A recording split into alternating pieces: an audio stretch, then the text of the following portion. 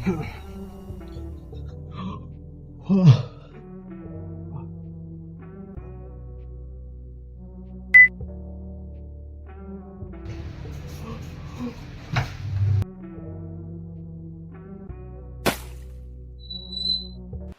क्यों आलसी था? क्योंकि इवोल्यूशन के समय हमें कब खाना मिले हमें पता नहीं था, हमें शिकार करना पड़ता था, इसलिए एनर्जी की बहुत ज्यादा जरूरत होती थी।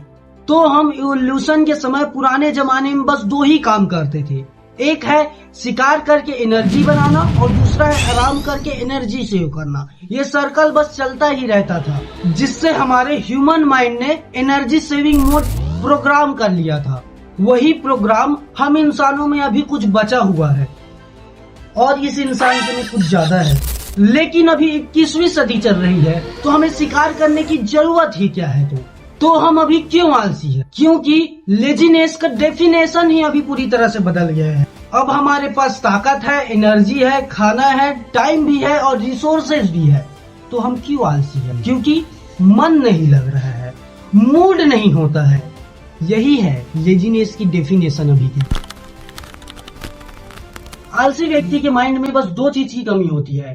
पहला है एसएसी, एंटीरियर सिंगुलर कॉर्टेक्स, जो हमारे मोटिवेशन स्टेट को एक्टिवेट कर देता है, और दूसरा है डोपामाइन लेवल कम, जिससे हमें काम करने की इच्छा ही नहीं होती है।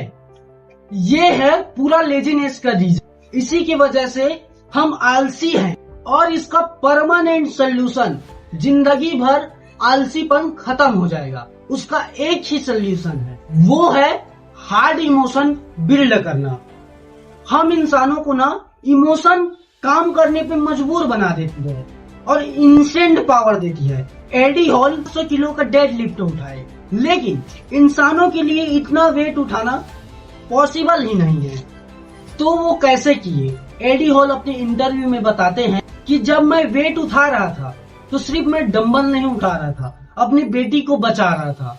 मैंने ऐसा सोचा कि मेरी बेटी कार के नीचे दबी हुई है, तो मैं बचाने के लिए उस कार को उठा रहा था, तो मैं उस वेट को उठा पाया।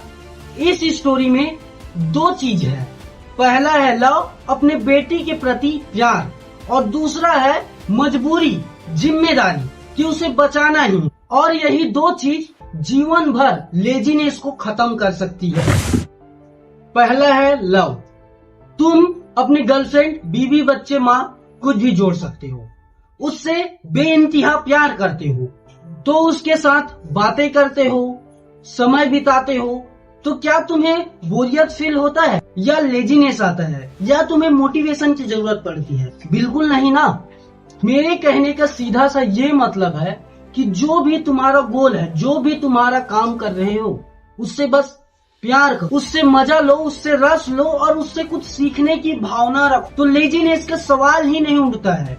और तुम ऐसा करते हो तो लेजीनेस दूर दूर तक नहीं आएगा। विक्टर हेंग्यू एक लेखक थे जिन्हें किताब लिखने की जिम्मेदारी मिली थी, लेकिन उनका किताब लिखने में मन नहीं लग रहा था, तो अपने सभी कपड़े को वो लॉक कर दिए, क्योंकि वो कहीं बाहर न जा पाए और लिखना उनकी मजबूरी बन जाए, उनकी जिम्मेदारी बन जाए। फॉर एग्जाम्पल के लिए मिडिल क्लास फैमिली के पेरेंट्स, वो कभी नहीं बोलेंगे कि आज मैं काम पे नहीं जाऊंगा करके। उनका भी मन होता है कि आज मैं आराम करूं, लेकिन घर कौन चलाएगा, बच्चों की फीस कौन भरेगा, घर का राशन कहाँ से आएगा? इस वजह से मजबूरी बन जाता है काम करना। तो और इसमें लेजीनेशन और प्रोकास्टिनेशन का सवाल ही नहीं उठता, क्योंकि मजबूरी है वो काम करना।